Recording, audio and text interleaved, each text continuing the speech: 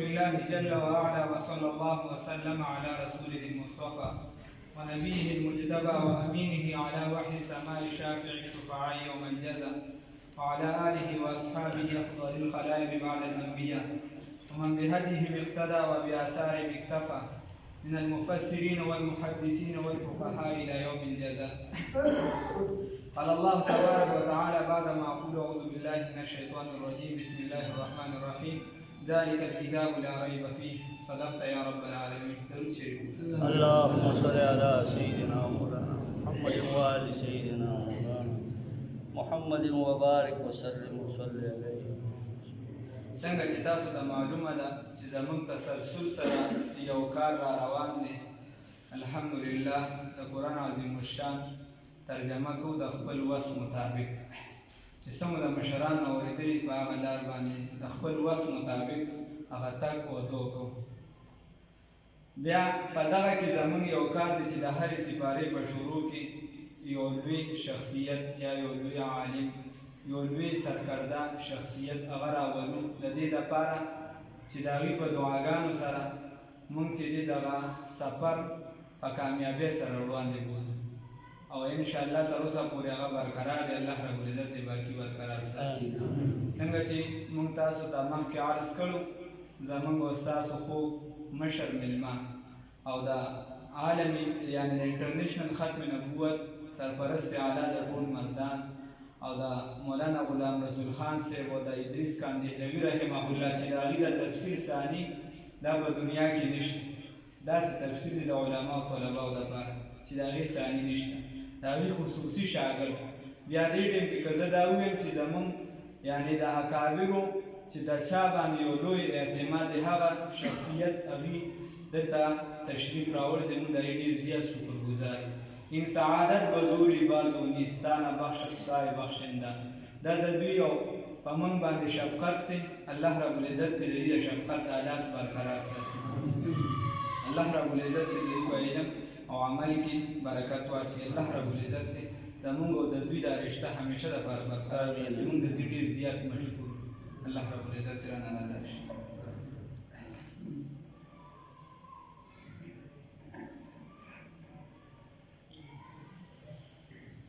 أعوذ بالله من الشيطان الرجيم بسم الله الرحمن الرحيم رب اشرح لي صدري ويسر أمري واحلل عقدة من لساني يفقهوا قولي ربي زدني علما ربي زدنا علما ربي زدنا علما. بسم الله الرحمن الرحيم وما أبرئ نفسي إن النفس لأمارة بالسوء إلا ما رحم ربي إن ربي غفور رحيم. غیر مبارک مجلس تے د قرآن عظیم درس تے تفسیر دے د دینا بہتر مجالس د دین اوچت مجلس نشتا. دا سعادت الله تبارک و تعالی تاسو له درکړی دی. ډېر خلک به داسې چې په عبثو خبرو کې به ناست دي، بېفایدې خبرې وکړي، غلط مجلسونه به وي او تاسو د الله کتاب ته ناست دی او هغه یې زده کوئ. دا په تاسو باندې د الله ډېر لوی احسان دی. د محلې باندې په دې علاقه باندې چې د قرآن عظیم فضایل بیانېږي او د قرآن عظیم تفسیر کېږي او هغې ته تاسو غوږ ایښي، نو په هغې علاقه باندې وبا تکالیف او مصیبتونه نه راځي. الله تعالی خلق همیشه دپاره تر و تازه ساتي. د قرآن عظیم دا معجزه ده. الله تبارک و تعالی دې د مولوي صاحب د عبدالرحمن مولوي صاحب په عمر کې او د ده په علم کې د ده په مال بدن کې د ده په ټول خاندان کې ټولو برکات ته پیدا کړي چې دومره د قرآن عظیم خدمت کې تاسو ته تفسیر کوي او په دې کې د بعض علماو غواړي تاسو سره ملاقات کیږي د عالم سره ملاقات دغه خدمت کول دا ګڼ اجر دی نو الله دې دا درس قائم دائم لري او الله تبارک وتعالى دې د مینه محبت د تاسو سره د تفسیر سره الله تعالی دا شي قائم لري چې دا جاری وي داسې الله دې دا برکت نصیب کړي چونکه مخکې د دینا دا 12 سواره وې د شوي دا د 19 شروع کیږي او دا سورۃ یوسف ته سورۃ یوسف دا هغه سورۃ ته چې دا د دې ډېر زیات فضایل دي او الله تعالی وتا په قرآن عظیم کې مختلف قصص بیانېږي د انبیاء علیهم السلام لیکن دې قصې ته د یوسف علیه السلام قصې ته الله تعالی احسن القصص ویلي دي په قرآن کې احسن القصص په ابتدا کې چې دا شروع کیږي الله وی دا بهتر قصه د قصو نه نور قصې په قرآن کې ډېرې دي هغه هم ښه دي لیکن دا د ټولو نه احسنه ده غوره ده ځکه چې د سورت یوسف د قرآن عظیم کې بعض قصص داسې دي چې هغه یو ځای کې ذکر شي بیا بل ځای کې نه ذکر کېږي بس بعض قصص د انبیاء علیهم السلام داسې دي چې هغه ځای په ځای ذکر کېږي لکه قصه د موسی علیه السلام شوله دا خو ډېره اوږده قصه ده موسی علیه السلام خو چې کومه ټوکړه کوم ځای سره مناسب راشي نو هغه ځای کې الله تعالی ذکر کوي د عبرت لپاره او دغرانګې بعضې قصص لکه د عیسی علیه السلام د ابراهیم علیه السلام دا بار بار ذکر کېږي په قرآن کې لیکن بعضې قصص داسې دي چې هغه بس یو ځل ذکر شي لکه دا د حضرت یوسف علیه السلام واقعه قصه نو د دې اصلي شان نزول د دې دا و چې د احبارو د یهودو او د علماو د یهودو هغو مشرکینو ته ووایي چې تاسو په دې پیغمبر باندې دا اعتراض وکړئ دا تپوس وکړئ چې یوسف علیه السلام واقعه او دود د شام نه چې مصر ته راغلي د دې څه واقعه وه دا یې څه وجه دا تپوس تاسو وکړئ نو چې څه وخت کې دا تپوس وشو د نبي علیه السلام نه مشرکینو تپوس وکړو نو الله تبارک وتعالی دا یو قصه کوله د حضرت یوسف علیه السلام تفصیلي ذکر کړ د دې وجې نه تفصیلي ذکر کړه چې دا تپوس د دې قصې مکمل شو چې حضرت یوسف علیه السلام او د خاندان دا د مصر ته څنګه راغلي د شام نه دا وجه څه وه نو د ابتدا نه الله تعالی دا قصه ورته بیان کړه چې دا د دې وجې نه چې دا هغه عمده تفصیلي دا سورت یوسف کې دا واقعه ده چې دوسه وخت کې قاسالي راغله او دغرانګې د قاسالۍ نه خو وروسته بیا واقعه راغله چې څه وخت کې د یوسف علیه السلام د وروڼو د هغو په یو بل کې برخلافي را او یوسف علیه السلام یې کوهي ته وغورځاو او هغه بیا ښه تفصیلي ورته د ویښ شروع کړه او بیا په لارې قافله تله هغې قافلې هغه راوچت کړه او بیا یې هغه خرڅ کړه په لږو پیسو د وروڼو دغلته وو دا وروڼه وله راغله او دا په لږو پیسو باندې په هغې قافلې باندې خرڅ کړه او قافله وه د مصر نو مصر ته ورسوه یوسف علیه السلام نو چې مصر ته ورسوه نو په مصر کې بیا دی خرڅ شو په عزیز مصر باندې په ډېر قیمت یې واخیسته داسې څوک نه و چې هغه د ده قیمت یې برابر کړی ځکه یوسف علیه السلام له الله تعالی ډېر حسن ورکړی ښایست ورکړی زلیخا اگرچه محبوبی جهان بود ولی یوسف بخوبی بیشدن مولا روم سے وہی به زلیخا اگرچه یوسف علیه السلام مناشقه شوه لیکن هغه وجه دا وه چې یوسف علیه السلام په حسن کې بې انتها ښایست و د هغه ټول واقع په دې کې ذکر دا تفصیلي دا وخت ډېر اخلي چې بیا د زلیخې باندې دا تهمت د مصر زنانو پورې کړ او هغې ټولو ښځو له ډوډۍ وکړله یوسف علیه السلام ورته ښکاره کړه هغو خپل لاسونه کټ کړل ولې چې هغه حسن یې ولیده نو هغو بیا په ځان باندې نه وو ورته یې ویل چې دا هغه یوسف چې تاسو زه برابره کولم په دې کې داسې حسن دی نو الله جل شانه دله ډېر زیات حسن ښایست ورکړی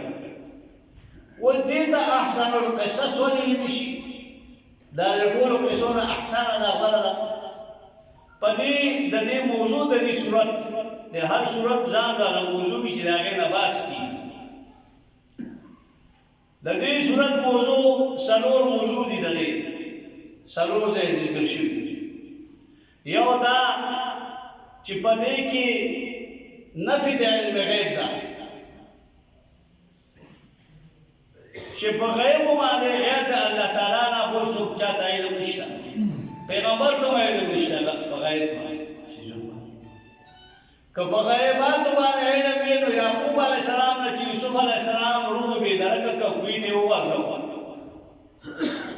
نو په کار دا دی چې یعقوب علیه السلام خو پیغمبر په کار دا چې هغه ته د دې علم وي چې زما دا زوی کوی ته وغورځولی شو خو دا علم پیغمبر ته هم نشته د غیب غیر د الله نه بل چا نه نشته یو دعوه د دې صورت دا تر دې پورې چې یوسف علیه السلام ډېره زمانه مخکې تېره شوله یعقوب علیه السلام هغه پسې سترګو نظر یې ختم شه په ژړا باندې هغه ته علم نه و چې زما زوی ژوندی دی یا څه دی آیا کوی ته ورغلی شوی دی یا بیا خر شوی دی داسې حد ته رسېدلی دی چې بیا د مصر بادشاه شه دې علم ورته نو علم غیب غیر د الله نه بل چا لپاره نشته دویم موضوع د دې صورت دا ده چې هر یو یعنی تصرف او کوونکی د کار متصرف او کارساز مشکل کشا ټول دا الله دی بل څوک متصرف د امور نشته تصرف په امور کې بل څوک نشي کولی غیر د الله دې کې دا هم څرګند دي دې صورت کې چې یوسف علیه السلام یا هغه چې هغه په کوی کې وښکته بندیوانو او ورونو وغورځول او بیا هغه د کوم حد نه راغی چې بیا اخري کې عزیز مصر شو او د مصر بادشاه شو او اختیارات ټول هغه له ورکړي شو دې حد ته ورسېدل نو دا تصرف دا کارونه چې کوي دا یو الله کې مشکل شي دا یو داسې خبره سره انسان کې یو کار کوي که تاسو وایئ چې دا خو انسانان دي چې دا جادونه جوړوي په هوا کې ګرځي یا دا کمالات حاصلوي نو ولې هغو کړي دا کارونه نه چې متصرف دي کارونه خو هغو متصرف دي خو هغه ما تحت الاسباب دي په اسبابو سره په آلاتو سره شی جوړوي او ما فوق الاسباب د اسبابو نه پاس چې اسباب نه وي بغیر د هغې نه چې تصرف کړي فقط یو الله کې مشکل شي یو ما تحت الاسباب دي نو هغه هو کوم شر سړی هنر والا څوک موټرې جوړي څوک جادونه جوړي په هوا کې څوک کارخانې جوړي خو هغې د اسباب دي بغیر د اسبابو نه چې نه جوړي او الله داسې ذات دی چې بلا اسبابو هغه مافوق الاسباب هغه کارونه کوي نو دې صورت کې دا پته ولګېدله چې الله تعالی هغه مافوق د اسبابو نه بغیر د اسبابو نه انسان د کوم ځای نه کوم ځای ته رسېږي کوي یوسف علیه السلام چې ورسېږي پوهېږئ نو دا یو موضوع دا د دې صورت او درېیمه موضوع د دې صورت دا ده چې په دې کې د رسول الله صلی الله علیه وسلم رسالت ته اشاره ده چې نبی علیه السلام دا پیغمبر دی اوس بیا دا راشي په دې صورت کې رسالت ته اشاره ده درېیم دا چې هر پیغمبر هر انسان چې هغه څه وخت کې یو محنت یو مشقت وکړي نو الله تعالی د هغې ثمره هغه ته ښکاره کوي وان لیس للانسان الا ما سعى نو دا د دې نه دا معلومیږي چې حضرت یوسف علیه السلام د آدم تکالیف برداشت کړو صبر وکړو نو الله تعالی وایي چې نبی علیه السلام ته فرمایي چې دا تکلیفونه پتا نه دي راغلي دا پاک پیغمبر باندې راغلي موسی علیه السلام باندې وګورئ یوسف علیه السلام باندې څومره تکلیفونه راغلي لیکن دا قانون دی چې د تکلیف نه وروسته بیا فتح کامیابي به بیا د انسان لپاره وي چې چا د تکلیفونو برداشت کړي لکه یوسف علیه السلام تکلیف برداشت موسی علیه السلام 40 کاله فرعون سره وجنګېد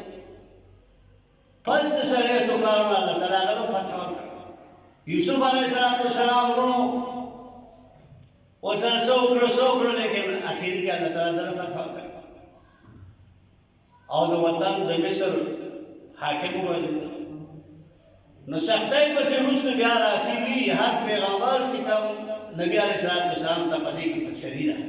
په دې صورت کې که پتا ده چې تکلیفونه د مکې والو د طرفه راشي نو ته باندې خفه کېږه مته هر پیغمبر باندې داسې راغلي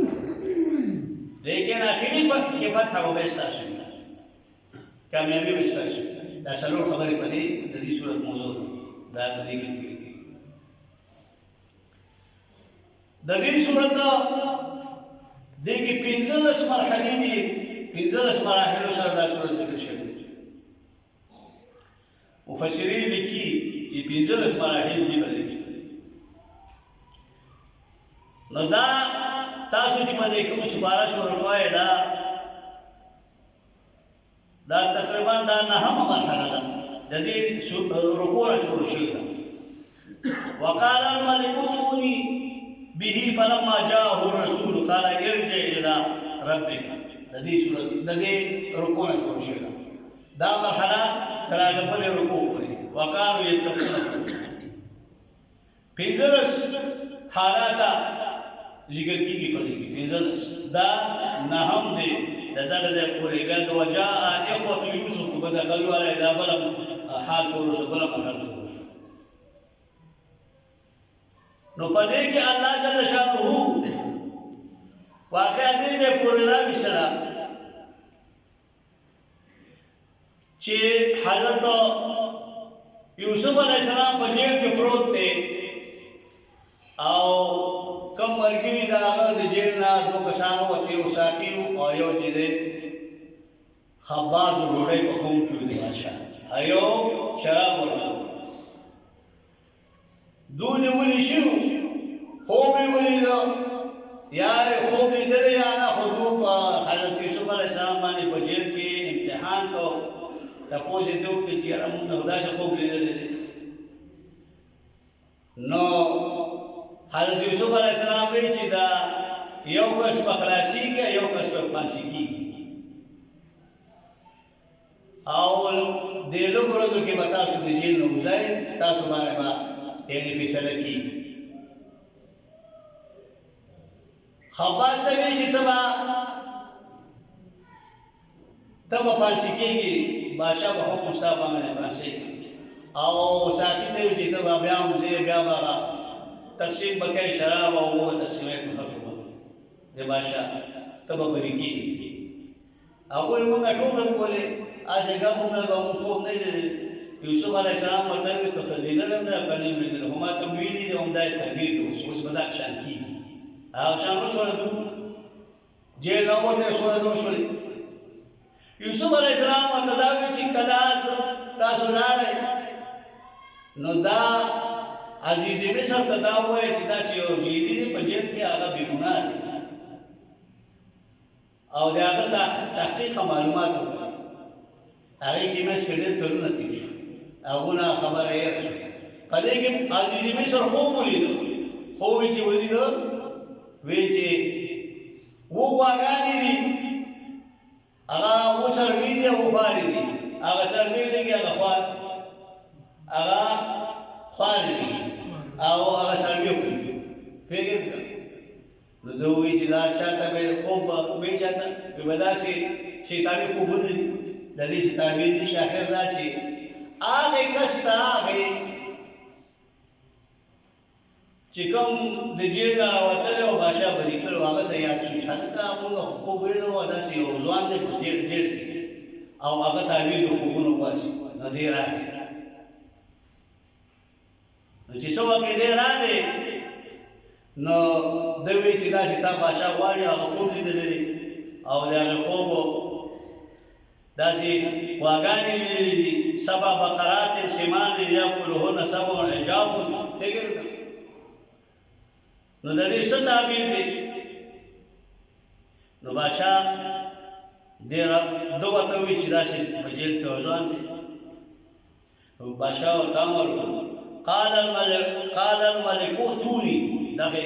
دا حالت شروع شي دغه یو حال دی نو بادشاه وی دې ځوان ته چې راولای ماته دی او چې زه ووینم چې دا څنګه د خوب ډېر ښکلی تعبیر وکړه دا به زما خوښ شو کوم هوښیار خیرخواه بادشاه وي د قوم او د وطن نو هغه د قوم او د وطن خیرخواهي غواړي چې وطن کې خلک هم په خوشحاله وي او په راتۍ باندې وي او حکومت هم په ترقۍ باندې وي نو بادشاه دا سوچ وکړو چې دا سړی چې دی دا چې دا تعبیر د خوب په وخت چې غواګانې دي او هغه چې کوم دی خوارې دي او هغه سروې خوري نو دی وایي چې 2 کاله به وي چې هغه به راتي وي په تاسو باندې په هغې کې غله کوئ فصلونه کوئ او جمع کوئ د وږو سره جمع کوئ نو دا بیا نه خرابېږي او وږو بیا ورپسې قات راځي د 2 کاله نو هغې کې بیا دا خورئ تاسو نو ده چې دا خوب تعبیر بادشاه و نو بادشاه هوښیار وکړو دا سړی قیمتي سړی ده پوه دی موږ نه په جیل کې پروت دی موږ اوس داسې بادشاهان دي چې هغو چې کار والا سړي وي جیل ته یې چې مخه راته ونیولو چې هغو دا شی نه کوو هغو د قوم او د وطن خیرخواه وو پوهېږئ که نه پوهېږئ نو باید وي چې دا راولئ دا سړی ورپسې بیا ولېږو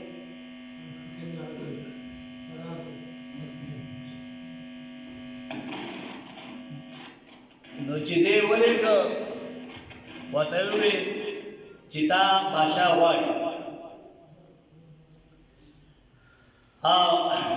نو ده ورته وویل یوسف علیه السلام ورته وفرمایل چې ارجع الی ربک فاسأله ما بال النسوة اول نه یوسف علیه السلام خو پیغمبر و هوښیار خپله تزکیه یې کوله پاکه و جاده په زمانه زه په جیل کې پروت وم تپوس یې نشته وی ته لاړ شه او کومه واقعه چې زموږ شوې وه او هغه د مصر زنانه راغلې وې او هغه زلیخې وې چې ده د ما نه مطالبه د نفس کړې ده نو دا خبره رښتیا ده که نه چې دې ځان ښه پاک کړي هغه چې څه وخت یې لاړ بادشاه چې کوم دی هغه راغونډې کړې ټولې هغه ټول دا اقرار کړي چې په یوسف علیه السلام کې مو کوټې نقصان نه دی لیدلی زلیخې په خپله وویل چې دا ټول نقصان زما او د یوسف علیه السلام بری دی هغه بلکل پاک دی دا ما دا تهمت په ده باندې قبول کاوه نو یوسف علیه السلام په جیل کې و او ځان یې ښه دار کړو نو پس هغې نه بیا راغی نو بیا ده بیا سوال جواب راړو باید د جیل والاو نه رخصت راواخیسته ټول یې راغونډ کړه جیل کې خو هغه ډېره زمانه تېره کړې ټول یې راغونډ کړه دعا یې ورته وکړله او ښه غسل یې وکړو جامې صفا کپړې واغوستې او راغی بادشاه د مصر بادشاه راغی نو دې وخت کې یوسف علیه السلام دا واقع وچو وما ابرئ نفسي ان النفس دا چې وې نو دا د دې وجه نه چې دوی ذلک لیعلم انی لم اخنه بالغیب. یوسف علیه السلام ودا صفائی کی ځکه وکړله چې تاسو دا معلومات وکړئ چې دته پته ولګي چې لم اخنه بالغیب، زه خیانت نه کوم د خپل د مولا سره په غیبوالي کې، چې زه د هغه اهل داسې اراده وکړم چې د هغو یعنې نږدېکت وسم. نو د دې وجې نه ده یعنې دا خبره چې وکړه، نو ده وایي چې لم اخنه بالغیب. نو د دې نه دا یو قسم د حضرت یوسف علیه السلام د تزکیه د نفس وکړه خپله، او تزکیه د نفس چې دا نه ده پکار، دا ښه نه ده. نو یوسف علیه السلام دلته کې خیال راغی چې زه خو دومره څه هسې نه یم چې یاره زما ما خپل نفس بچ کړه د خیانت نه. پوهېږې نو په دې وخت کې دا ووایي چې وما ابرئ نفسي، زه براعت او صفایي د نفس وکړم، ان النفس لاماره، ګڼې چې زه یعنې څنګه زما نه ګڼې خطایي نه کېږي، ځکه چې ان النفس لاماره جنس نفس چې دی هر یو نفس چې النفس کې الافراد جنسي دي، یعنې جنس نفس پاک هغه د پیغمبر نفس دی که د عامو انسانانو نفسونه دي. وی دا امارة بالسوء، دا کثیر الامر دی په بدۍ سره، ډېر زیات امر کوي په بدۍ سره. نو د دې وجې نه زه دا صفایي نه کوم، دا د الله احسان په ما باندې چې د داسې مرحلې نه زه بچ کړم. الا ما رحم ربي، مگر هغه چې دا ما دلته کې په معنا د من سره دی، او لامارتون کې دا تنوین دا د تعظیم دپاره دی، یعنی هر نفس چې کوم دی کثیر الامر دی. علامه شریفي ورته امارتون دا کثیرة الامر امور، ډېر امور ته یعنې دا نفس چې نفس د شهواتو ته مایله کېږي، همیشه دپاره نفس شهواتو ته مایله کېږي. نو د دې وجه نه یوسف علیه السلام ویلي چې زه دغه دا نه یم، خو دا څه دی الا ما رحم، ما په معنا د من سره دی، مګر من رحم ربي، هغه چې د الله رحم وکړم چې زه د دغې زلیخې د دې کیک نه د دې فریب نه الله تعالی زه څه کړم، زه بچ کړم، دا د الله رحم وکړم. ان ربي غفور رحیم، بېشکه زما رب چې دی هغه غفور دی، بخون کې دی، مهربان دی. په ما باندې الله مهرباني وکړه، ګنې زه ته به هستې نه ومه چې ما ځان خپل نفس بچ کړی وي د دې. وقال الملك ائتوني به استخلصه، نو چې څه وخت کې دی راغی واپس او ده ورته وویل، نو بادشاه وویل چې فوري طور سره دې راوباسه د جیله، او ما ته یې راولی، ما ته داسې سړي ته زما ډېر ضرورت دی په حکومت کې چې هغه داسې امیر وي چې ګوره کوم تهمت کې دی جیل ته ورننوتی و، هغه ځان یې پاک کړه، دی پاک و، د هغې نه پاک شو، او داسې تعبیرونه د خوبونو وباسي، دا قیمتي سړی دی، دا د جیل نه راوباسه، دا زما په کار دی چې ځان سره ځان سره کوم په حکومت کې. ووی بادشاه چې ایتوني به راتللو کوې ما ته په ده سره استخلصه لنفسي، چې زه یې خالص وکړم وطن لره د یوسف علیه السلام لره د نفس خپل دپاره، خپل نفس دپاره په حکومت کې زه دله یعنې ځای ورکړم، د ده د کار واخله، خو د کار وړ سړی دی، موږ ظاهر شه په جیل کې پروت دی. داسې قوم خیرخواه دی، وطن خیرخواه والي. نو دې راغی دلته کې اندماج اوس اندماج دې ته ویل شي، دا د اصولو د قرآن نه یو، موږ چې په تفسیر کې د اصولو د قرآن یو اندماج دی. اندماج چې یو ځای کې معنا نیمګړې پاتې شي او په مخه لاړ شي، نو هلته کې به تقدیر راوباسي. پوهېږئ؟ نو دلته کې دا تقدیر دی چې دی لاړ واپس راغ دلته کې جیل ته او یوسف علیه السلام ته وی چې بادشاه وی چې خامخا به ته راځې او ستا صفایي وشوه نو د هغې نه بعد دی راغی بیا دا دومره خبرې په منځ کې اندماج دې کې دا پټې پکې نو فلما کلمه چې څه وخت راغی بادشاه سره میلاو شو دا دومره منځ کې هغه خبرې دا تقدیر وشو فلما کلمه هر کله چې خبرې وکړې بادشاه د سره بالمشافهه روبرو خبرې وشوې د سره قال انك اليوم لدينا مكين امين نو وی بادشاه یوسف علیہ السلام ته چې نن به ته لدینا موږ سره به مکین په داسې حال کې چې دا موږ ځای درکړو ذو مکان تا موږ د مرتبې والا مکان والا ګرځو او تا په حکومت کې تا نه کار او امین تا امانتګری ځکه چې تا یعنی په تهمت باندې ته جیل ته ورځېدلی اوسه پورې پروت وي او تا کې ګناه نه و هېڅ ګناه نه و امانتګری ته کړی نو دا بادشاه ورته دا خبره وکړه ما ورته مکین او امین مې واخیستې خاوند مرتبې او امانتګر مې واخیستې خو لیکن اوس ما ته چل ښایه اوس دلته کوم اندماج دی چې زه اوس څه کوم اوس به څه کوو نو حضرت یوسف علیه السلام بادشاه ته دا وفرمایل داسې وکړه چې اوس نه شروع شي عام یعنی قوم ته رعیت ته دا ووایي چې غله کرئ او په دې راتۍ کې چې کوم فصل کېږي بارانونه کېږي په دې کې غله کرئ او بس خپل مناسب لږ لږه هغه غوبل کوئ او نور سره دې وګوئ جمع کوئ څه نه کوئ په دې طریقې سره اووه کاله به تاسو دا جمعواري کوئ او د هغې نه به وروسته بیا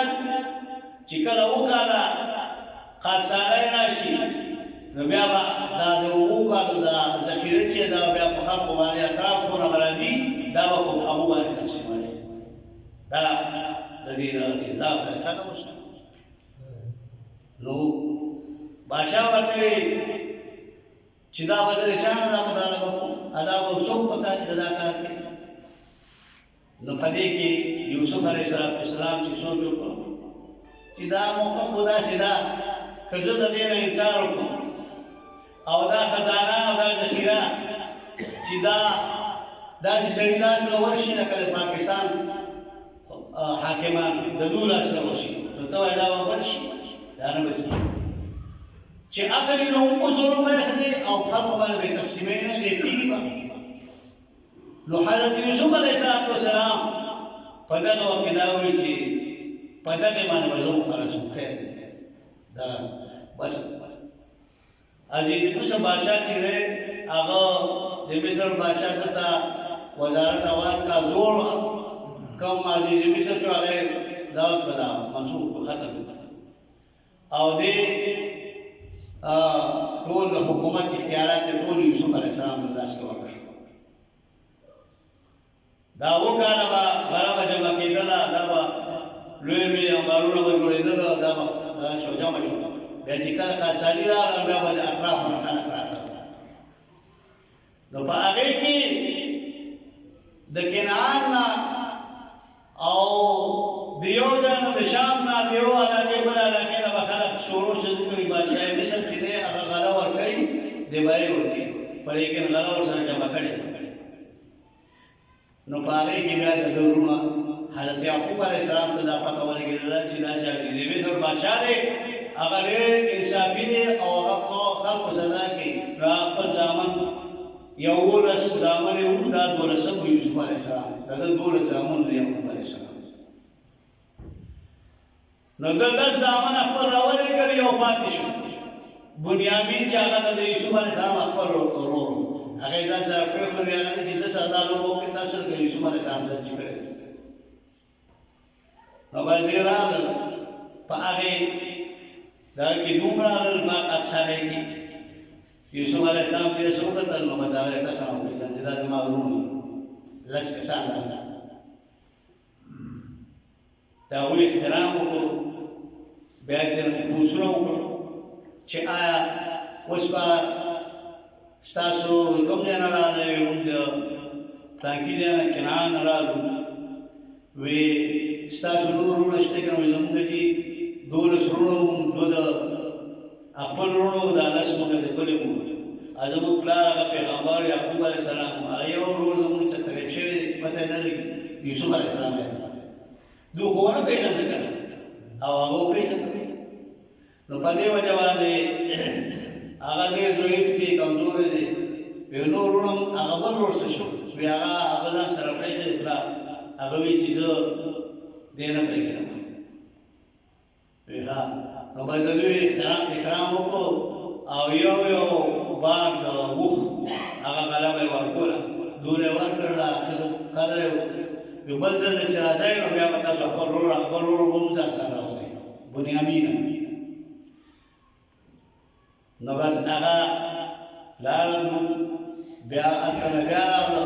دوه درې ځل چې دوی راغلل بیا اخري کې بیا یوسف علیه السلام ورته ځان وکړ دا ورور یې چې څه وخت راویسته نو دې ځان سره ایسار دوی وایي چې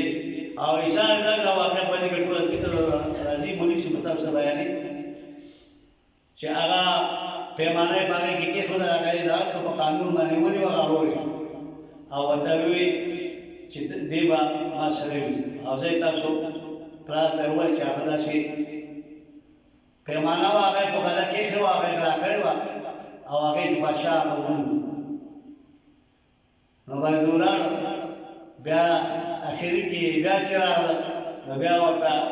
دوی ورته ووایي چې دا ستاسو ورور یم یوسف علیه السلام او دا چې خپل پلار ځان سره راوړی یعقوب علیه السلام او نو بیا یعقوب علیه السلام راغی نو د راتللو دغه سبب و چې د مشرکینو تپوس وکړه د نبي علیه السلام نه چې دوی څنګه د شام نه مصر ته راغلي وو نو راتلو دا وایي دا کیسه ده په دې طریقې سره چې کله کال ثاني شوه هارونه بیا پلار یې راغی نو دا د راتلو هغه سبب چې دا جواب شو دا هغوی ته جواب ورکړل شو نو د دې وجه یوسف علیه السلام ورته وفرمایل چې اجعلني علی خزائن الارض وګرځوئ ما له ای بادشاه په خزانو د ځمکې باندې علی خزائن الارض مصر په خزانو د ځمکې د مصر باندې د دې چې څومره دی نه مدني راوځي غله راوځي نو د هغې به زه حفاظت کوم او اني حفیظ زه حفاظت کوونکی یم ځکه چې امین یم امانتګر یم او علیم یم زه پوه یم یوسف علیه السلام را خطه کتابت هم ورته نو لیکل نو الله جل شانه دا احسان په دوی باندې یوسف علیه السلام باندې نو دا وروسته د هغې تذکیر د هغه احسان کې ورسېده چې هغه رکوع کړو بس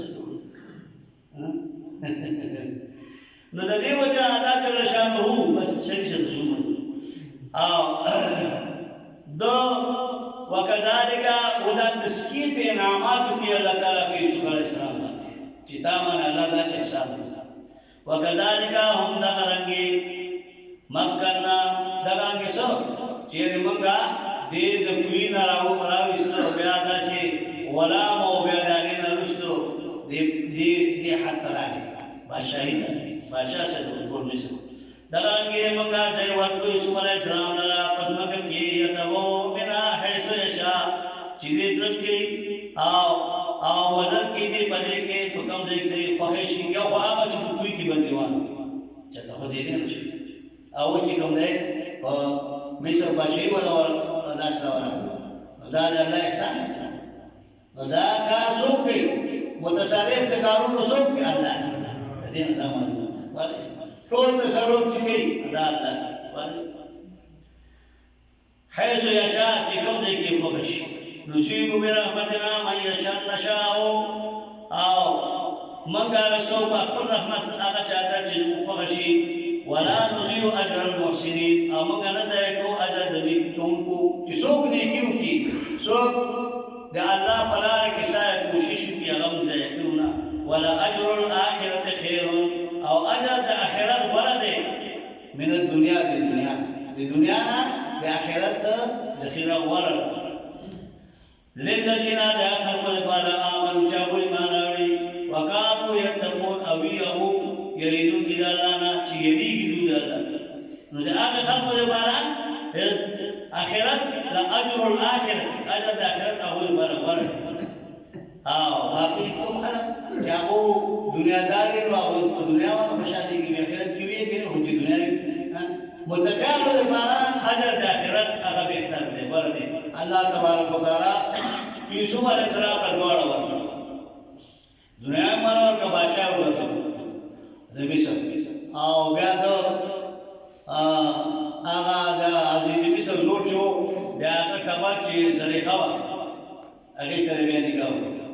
زلیخې سره یوسف علیه السلام بیا نکاح وکړه او د هغه په ځای باندې د عزیز مصر وګرځېد او د هغې نه د زلیخې نه بیا هغه الله تعالی هغې ته د ځوانۍ ژوند ورکړ او بیا هغې نه د ده دوه بچي وشو د یوسف علیه السلام دوه بچي د هغې نه شوي الله تعالی یعنې دې حد ته هغه ورسول او نو دا د دې وجې نه یعنې هر کار چې متصرف د کارونو هغه الله دی بس د آخر یوم تعزو من تشاء وتذل من تشاء دا الله تعالی یعنې د یوسف علیه السلام د دې واقعه نه دا هم معلومه شوه نو د دې وجې نه همیشه دپاره په دین کې که تاسو باندې تکلیف هم راځي ولیکن هغه برداشت کوئ نو تاسو له به الله تعالی د هغې اجر هغې هغه ضایع کېږي نه دا ترجمه چې مولوي صاحب کوي تاسو دلته ښه په اتفاق سره کښېنئ دومره وخت پرې نه لګي خو دغه له شل منټو ولګي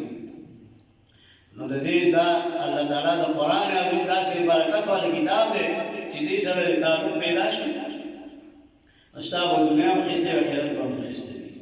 او د مصایبو نه د پریشانو نه د تکلیفونو نه به هم محفوظ وي نو دا تاسو باندې الله ډېر لوی احسان او انعام دی چې دا تفسیر شروع دی او دې کې دا وخت مه ضایع کوئ الله تعالی به تاسو د دې اجر ثواب درکړي الله دې دا جاری دواري لري الله دې د مشرانو دا سپینګیري چې څومره دی محله کې یا ځوانان الله تعالی د دوی خوشحالي نصیب کړي د دې تفسیر هغه برکات چې الله تعالی په دوی باندې همیشه دپاره دا دواري لري چې دا کلي آباد وي او دا د قرآن عظیم سره تفسیر کېږي الله دې تاسو اتفاق نصیب کړي او الله په غرونو کې برکات واچوي وآخر دعوانا الحمد لله رب العالمين الحمد لله رب العالمين والصلاة والسلام على أشرف الأنبياء وخاتم النبيين وعلى آله وأصحابه أجمعين اللهم يا مسبب الأسباب ويا مفتح الأبواب ويا مقلب القلوب والأبصار ويا خالق الليل والنهار ويا دليل المتحيرين ويا أمان الخائفين ويا غياث المستغيثين أغثنا ويا غياث المستغيثين أغثنا توكلنا عليك ونفوض أمورنا إلى الله إن الله بصير بالعباد بألف ألف لا حول ولا قوة إلا بالله العلي العظيم دعاء كيف إخلاص سرا غير مبارك وقت د قرآن عظیم تناسته شوه د دې تشریح وشوله د قرآن عظیم دا کې دې کې دعا مقبولېږي دعا قبلېږي الله تبارک وتعالی به جمع دعا وکړي چې الله دا حاضرین چې څومره ناست دي د دوی په زړونو باندې چې څومره جایز مقاصد الله تعالی دا پوره کړي الله دې د دې قرآن عظیم په برکت باندې دې محلې ته د علاقې ته د الله تبارک وتعالی خیر ورکی الله دې چا په کورونو کې بیماری وي الله دې صحتونه نصیب کړي چا په کورونو کې د رزق کمی وي الله دې ولا حلال رزق ورکی چا په کورونو کې د اولاد کمی وي نارینه الله دې ولا صالح اولاد ورکی الله تبارک وتعالی دې زمونږ او تاسو د دین خادمان وګرځي الله دې موږ د دین خدمت واخلي د قرآن عظیم دې الله تعالی زموږ په سینو کې د دې تفسیر او د دې ترجمه دا الله دې زموږ په سینو کې دا واچي او الله تبارک وتعالی دې موږ په دې باندې پوره د عمل کولو توفیق راکړي الله دې زموږ او تاسو مصیبتونه هغه ختم کی او الله تبارک وتعالى دې زموږ استاد د خوشحالۍ ژوند نصیب کی د خفګان نه د پریشانۍ نه د شریر د شرارت نه د مفسدانو او فساد نه د الله محفوظ وساتي دعا وکړئ چې الله تبارک وتعالى دا مدارس اسلامي الله تعالی د نو طریقې نصیب کی او د دې مخالفین ډېر زیات دي چې دا مدارس ختم شي الله تعالی دې دا مدارس نور زیات کی الله تعالی دې د خانقاهونه د ذکر اذکار مراکز نور زیات کی الله تعالی دې تبلیغ مرکزونه نور زیات کی الله دې جماعتونه مساجد نور زیات کی داسې درسونه د قرآن عظیم تفسیرونه د الله نور زیات کی او الله دې موږ ته دې فایده واخلي الله دې موږ ته دې خادمان کړي بارنا کې چې داسې نه وي نو الله خپل دین اسم چلی هغه د حیواناتو هم د خپل دین خدمت اخیستی شي چې موږ دې لپاره مقرر کو دي چې کینو د قرآن ته دا وایي دا د الله په کومه نه احسان دې